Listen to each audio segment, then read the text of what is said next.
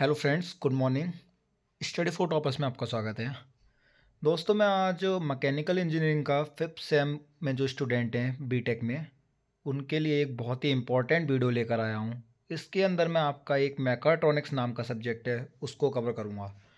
Friends, इस subject की demand बहुत ज़्यादा थी, क्योंकि ना तो इसकी वीडियो आपको यूट्यूब पे मिलेगी जिसमें आपको सिस्टमेटिक तरीके से पूरा सब्जेक्ट कवर कराया गया हो, और जो हमारे AK2 सब्जेक्ट में मतलब AK2 के सिलेबस में जो भी टॉपिक्स दिए हुए हैं वो सारे कवर कराए हों।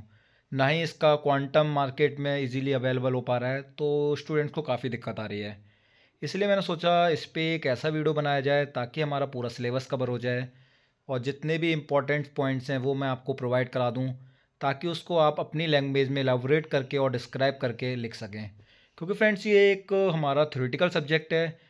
इसके अंदर आप जितना अच्छा डिस्क्राइब करेंगे, जितना अच्छा अपनी लैंग्वेज में लिख पाएंगे, उतने ही अच्छे आपको मार्क्स मिलेंगे। तो चलिए वीडियो को स्टार्ट करते हैं। फ्रेंड्स, इसमें पहला यूनिट है हमारा मैकोट्रॉनिक्स एंड इट्स स्कोप। तो इसका फर्स्ट पॉइंट जो हमारा AK2 के सिलेबस में दे रखा है, मैं उसके अकॉर्डिंग चलूँगा और आपको सारे पॉइंट्स और सारे टॉपिक्स कवर कराऊँगा। तो चलिए स्टार्ट करते हैं। पहला जो हमारा टॉपिक है वो है फंडामेंटल ऑफ इंडस्ट्रियल ऑटोमेशन। तो चलिए आज ये जानते हैं इंडस्ट्रियल ऑटोमेशन क्या होता है। तो सबसे पहले तो इसका आपको डेफिनेशन पता होना चाहिए, इंडस्ट्रियल ऑटोमेशन होता क्या है। Industrial automation involves the use of control systems such as computers और robots and information technologies for handling processes and machinery in industries। तो फ्रेंड्स, इंडस्ट्रियल ऑटोमेशन क्या होता है।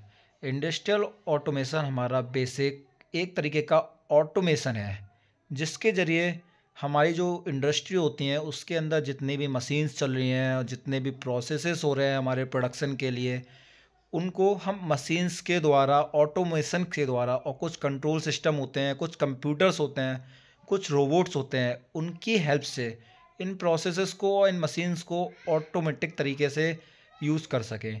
फ्रेंड्स, जहाँ भी हमारा ये इंडस्ट्रियल ऑटोमेशन या ऑटोमेशन वर्ड का यूज़ हो जाता है, आप सिंपली समझिए वहाँ पर हमारा मैन और जो लेबर्स होते हैं इंडस्ट्री में काम कर रहे हैं उनका यूज़ बहुत कम हो जाता है, क्योंकि हमारी जितनी प्रोसेस हैं, जितनी मशीन्स हैं, वो हमारी ऑटोमेटिक तरीके से चल रही हैं, कंट्रोल सिस्टम की हेल्प से, रोबोट्स की हेल्प से, कंप्यूटर्स की हेल्प से, जिसकी वजह से आमतौर पर आप देख ही सकते हैं आजकल इंडस्ट्रीज़ में आप किसी में भी विज़िट करिए, वहाँ पर जितनी भी प्रोडक्शन इंडस्ट्री हैं हमारी, वहाँ पर आप देख सकते हैं बेल्डिंग भी रोबोट्स कर रहे हैं। जो हमारा कन्वेयर बेल्ट पे चल रहा है वहाँ पे भी फिलिंग्स हो रही हैं, बॉटल्स हो रही हैं, वो सब रोबोट्स कर रहे हैं। तो वो एक तरीके का क्या है, एक तरीके का ऑटोमेशन है।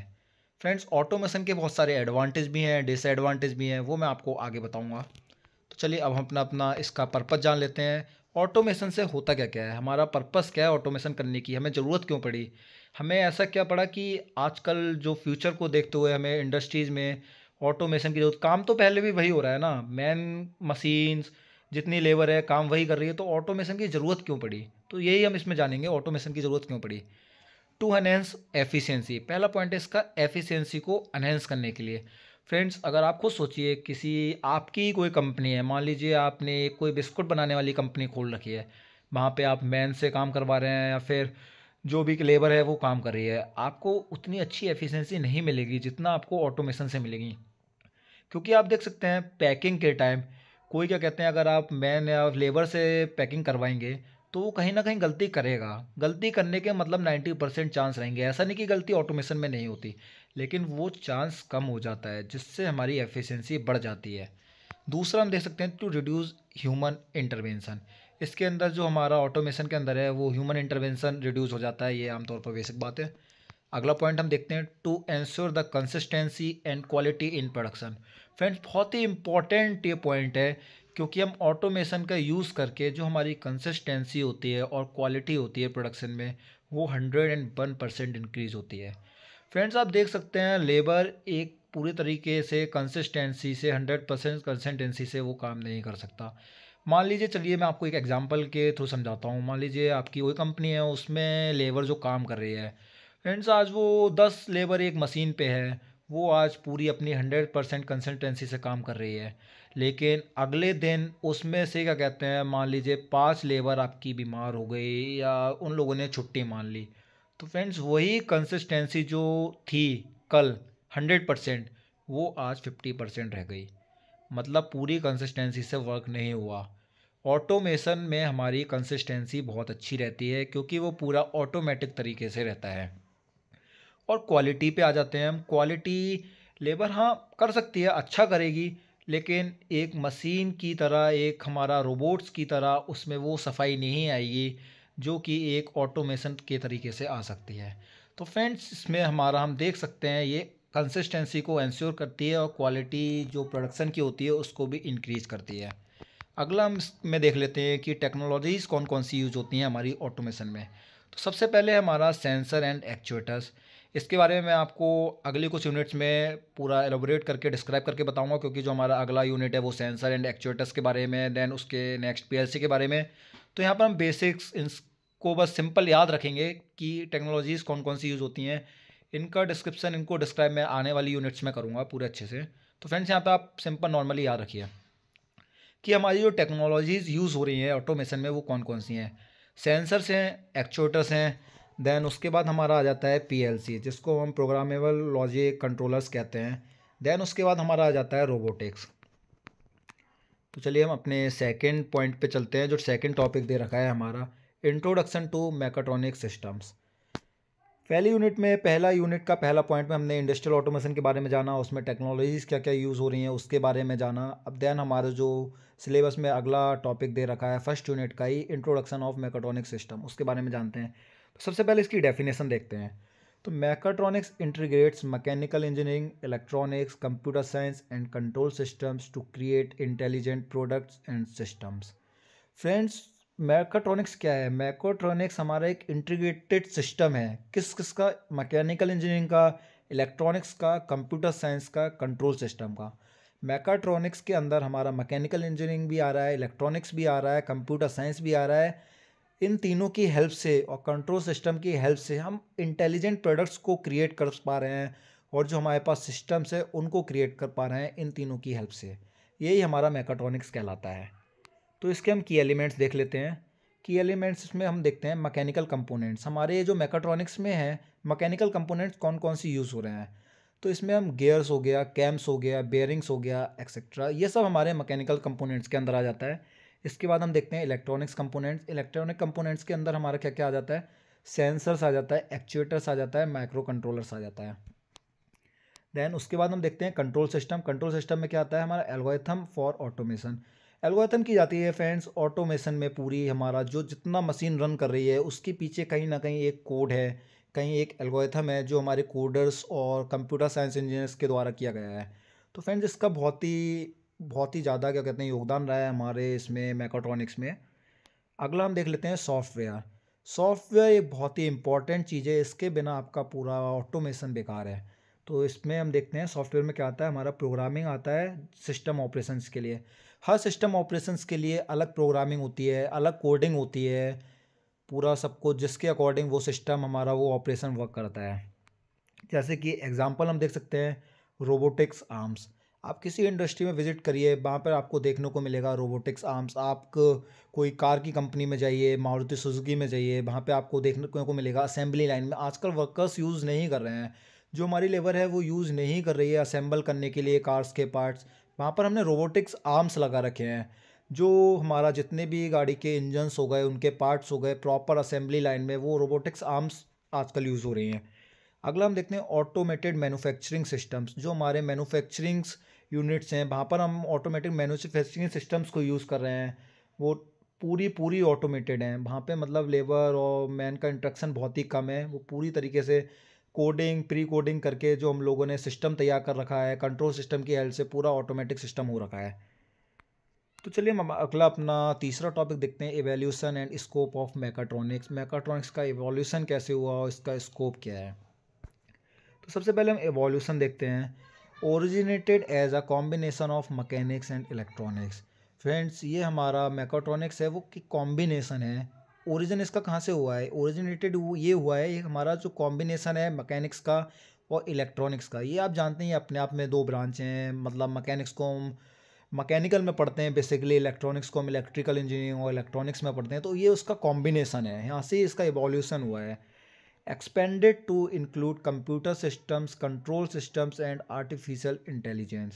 इसके अंदर जो हमारा ये हल्के हल्के एक्सपेंड हुआ है कंप्यूटर सिस्टम से, कंट्रोल सिस्टम से और आर्टिफिशियल इंटेलिजेंस से। आज के टाइम में हमारी आर्टिफिशियल इंटेलिजेंस, जिसको हम एआई भी कहते हैं, वो बहुत यूज़ हो रही है इसके अंदर, मैकाट्रॉनिक्स के अंदर।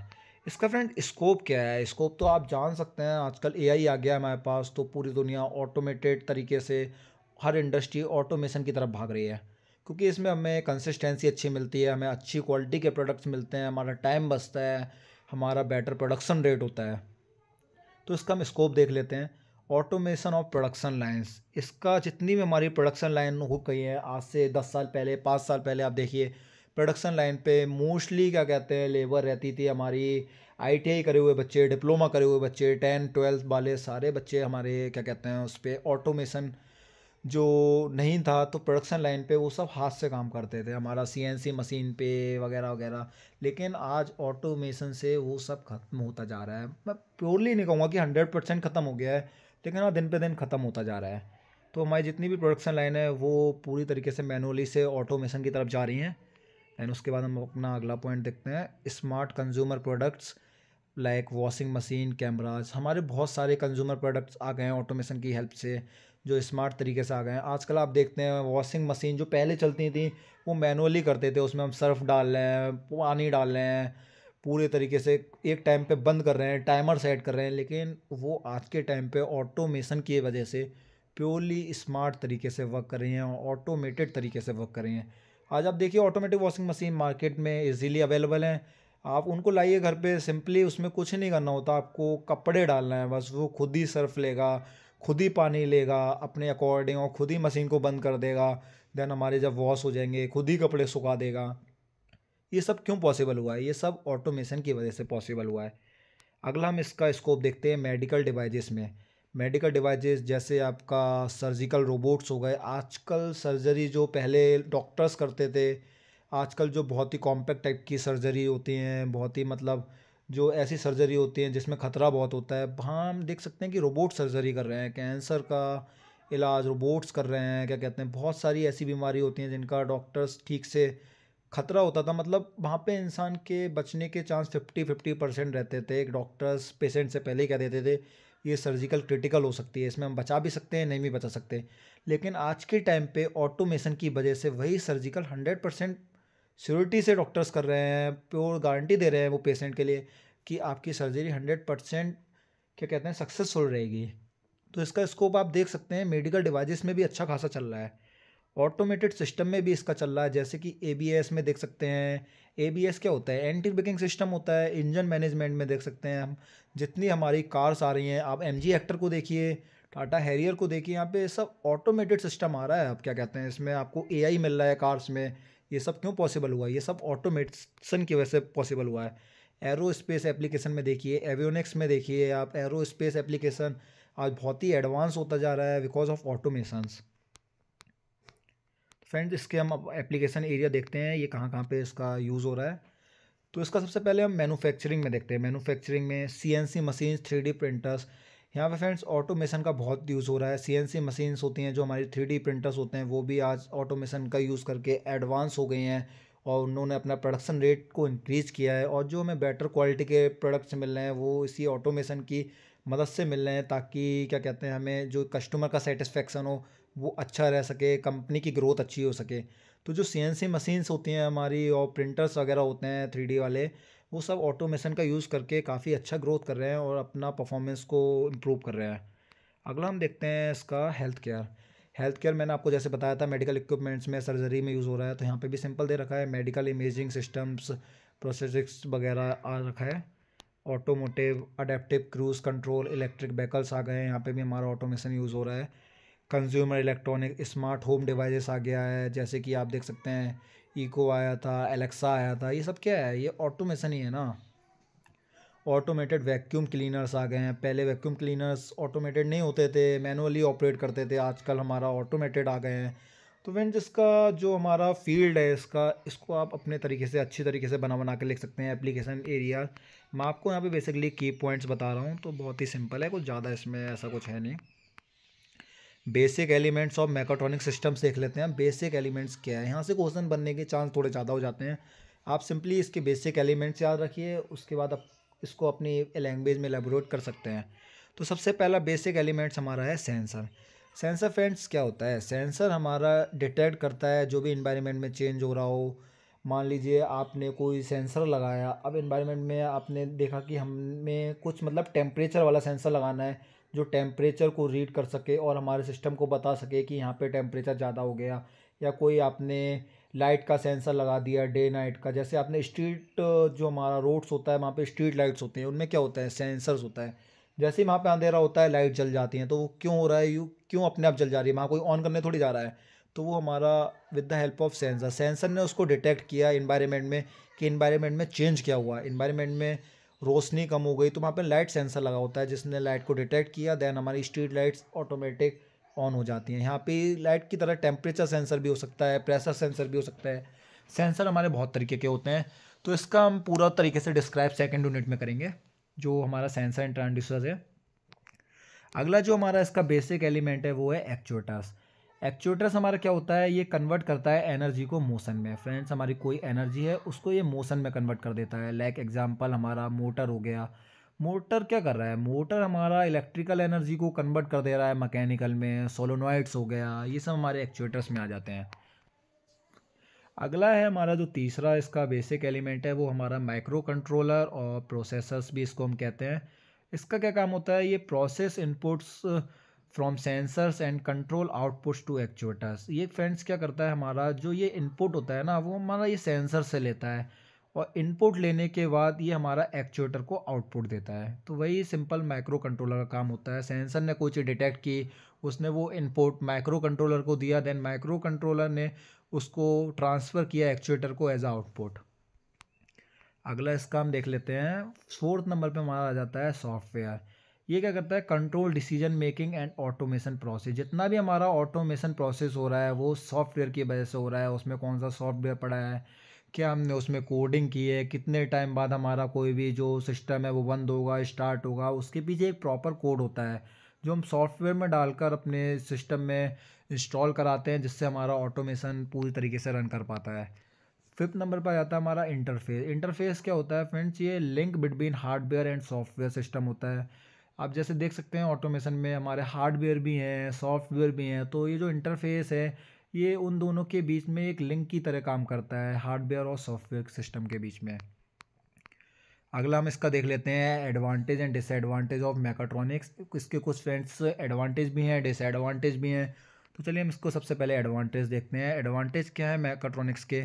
Enhance precision and accuracy. ये तुम्हारा क्या कहते हैं, एक्यूरेसी को अनहेंस करता है, बेटर क्वालिटी देता है। जिस तरीके से मैकाट्रॉनिक्स आया है हमारी एक्यूरेसी दिन पे दिन एनहेंस होती जा रही है। एफिशिएंसी को इंक्रीज़ करता है, प्रोडक्टिविटी बढ़ाता है, प्रोडक्शन रेट को इंक्रीज़ करता है इंडस्ट्री में। इसीलिए आजकल हमारी जो इंडस्ट्री हो रही है वो मैकाट्रॉनिक्स का यूज़ करके पूरी ऑटोमेशन में जा रही हैं। Reduction in manual labour. हाँ फ्रेंड्स, ये एक तरीके से हमारा लेबर के लिए डिसएडवांटेज है, लेकिन ये जो लेबर का योगदान होता है, लेबर का कंट्रीब्यूशन होता है हमारे प्रोडक्शन में इंडस्ट्रीज़ में, उसको ये कहीं ना कहीं कम करता हुआ नज़र आ रहा है। अगला पॉइंट हम देख लेते हैं improve reliability and consistency. Consistency के बारे में मैं आपको बहुत अच्छे से बता चुका हूँ पीछे कि ये इम्प्रूव रिलायबिलिटी भी करता है और कंसिस्टेंसी को भी इम्प्रूव कर रहा है। इसीलिए हमारी ज़्यादातर कंपनी ऑटोमेशन की तरफ जा रही हैं। जहाँ हमारा इसका कुछ एडवांटेज है वहाँ पे इसके कुछ डिसएडवांटेज भी हैं। डिसएडवांटेज हम देख सकते हैं, इसका जो इनिशियल कॉस्ट होता है वो फ्रेंड्स हाई होता है। इसका तो पहला डिसएडवांटेज इसका क्या है? High initial cost. आपको इसको इंस्टॉल करने में आपको एक अच्छा मोटा रुपए इन्वेस्ट करना पड़ेगा, जिससे इसका इनिशियल कॉस्ट बढ़ जाता है और ये इसका बहुत बड़ा डिसएडवांटेज होता है।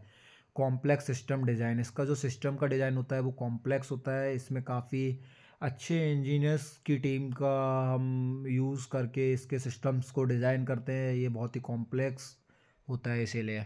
अगला हम पॉइंट इसका देख लेते हैं रिक्वायर मल्टी डिसिप्लिनरी नॉलेज। इसके लिए हमारे पास बहुत अलग अलग डिसिप्लिन्स की नॉलेज चाहिए। आपको मैकेनिकल की भी नॉलेज चाहिए, इलेक्ट्रॉनिक्स की भी नॉलेज चाहिए, कहीं ना कहीं आपको सॉफ्टवेयर की भी नॉलेज चाहिए। तो बेसिकली आपको मल्टी डिसिप्लिन्स की नॉलेज होना चाहिए।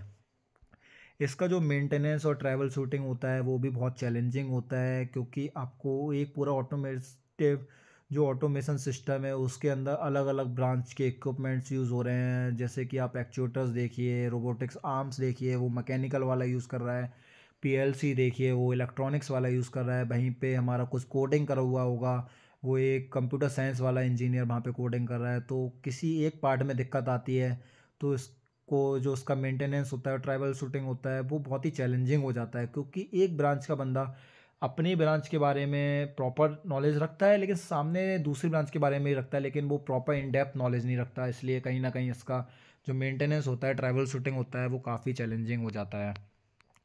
तो इसके हम इंडस्ट्रियल एप्लीकेशन तो मैं पहले भी देख चुका हूँ, लेकिन सिलेबस में दे रखा है तो इसलिए मैंने इसको इंक्लूड कर दिया है, इंडस्ट्रियल एप्लीकेशन ऑफ मैकाट्रॉनिक्स। तो इसको हम सिंपल लाइन में पढ़ लेते हैं। ऑटोमेशन प्रोडक्शन लाइन में यूज़ करते हैं, आप जान सकते हैं। असेंबली लाइन में भी हम यूज़ कर रहे हैं आजकल कन्वेयर सिस्टम। कन्वेयर सिस्टम क्या होता है फ्रेंड्स? जब आप इंडस्ट्री देखते हैं बड़ी बड़ी, तो जो हमारा मटेरियल होता है उसको एक जगह से दूसरी जगह ट्रांसफ़र करने के लिए हमें कन्वेयर बेल्ट का यूज़ करते हैं, तो वही कन्वेयर सिस्टम होता है। उसको भी आजकल ऑटोमेटिक तरीके से कर रखा है with the help of mechatronics. Robotics हो गया हमारा, industrial robotics for welding, painting, material handling.